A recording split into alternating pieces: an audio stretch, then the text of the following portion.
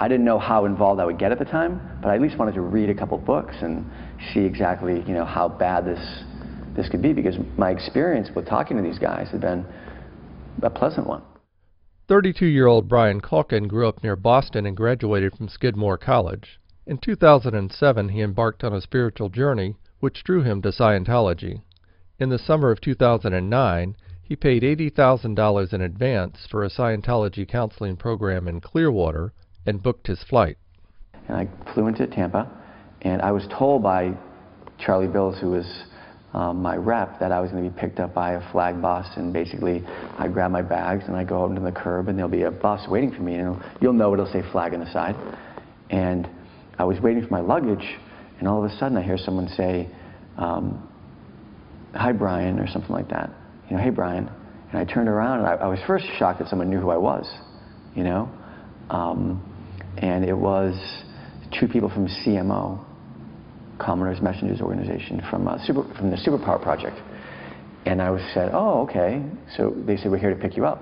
On the car ride over to Flag, it was, you know, instantly involved in my first registration cycle, or reg cycle, for donations to the Superpower Project. And I remember being in the car and being like, you know, I'm not really ready to donate any money. They were trying to get me to donate to be a cornerstone, which is $35,000, I think, or $30,000. And I said, and a cornerstone is a status level that you have to do that. I said, you know, I don't think I'm ready to do that. And I was fairly adamant, you know, at first about not doing it. And then eventually I decided in the car ride over that I would donate a few $1,000s to the project. I remember quite definitively the franticness when I gave her my credit card for her to run it in the car. Well, first of all, I remembered her asking me to run the credit card in the car. And I thought that was just bizarre. I said, "You want to run my credit card now for this few $1,000s?" And she said, yeah, you know, we have this thing where we have to, our weekend's Thursday at 2, and we have to get all of our donations in by that time. So I kind of was like, all right, okay. It's still a little weird, but sure.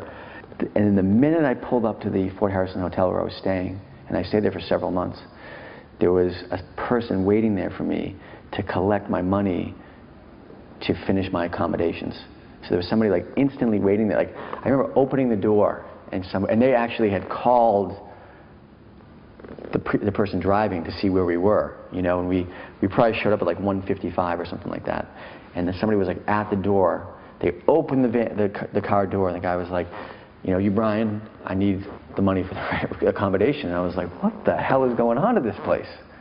And then immediately, you know, after I signed in, and I had I believe, an ethics interview, which everyone does when they go to Flag at first, I was instantly brought into to meet Dave Foster, who's one of the Flag Regs. And he instantly regged me to pay for my whole bridge, you know, which would have been like an additional, you know, $150,000 or something like that. So it was like, you know, the first day was like boom, boom, boom. You know, at first it was annoying, basically, you know. But then it got to the point where it was like really affecting me in the fact that I was like not feeling, you know, safe, you know, at the place. It was like every time I walked out of the auditing room, it was like people looking for money from me. It was quite ridiculous. After a session one day, my auditor, Nina Palmer, who was a class 12, you know, we sat down after the session, and she said, "You know, Brian, I really think that you should do, you know, your patron, it's like, you know, she really was like kind of laying on the compliments. You know, you're so young and you're so successful, and, you know, this is such an important thing to do." And I said, "Yeah, you know, I think it is an important thing to do, but I don't think, you know, I just spent a lot of money on my L's, and I don't think I'm really quite ready to, you know, do that kind of financial commitment right now." You know, she was looking for $50,000.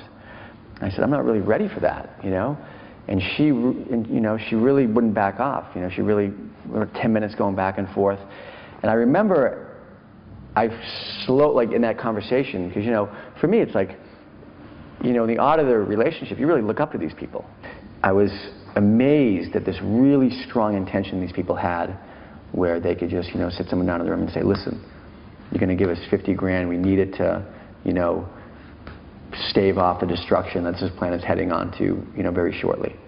The church said ministers soliciting donations from their congregation is not only appropriate, It is a constitutionally protected form of religious activity. The church also confirmed that Calkin made multiple donations while in Clearwater, but said, "Fundraising at Flag is done in accordance with church policy and in a respectful and professional manner." Calkin says he spent $320,000 during his year in Scientology. He remained at Scientology's Flag land base in Clearwater for 7 months. He left in February 2010, weary of being pressured for money. Today he teaches yoga and works as a business consultant. Reporting with Joe Childs and Tom Tobin, this is Maurice Rivenbark for the St. Petersburg Times.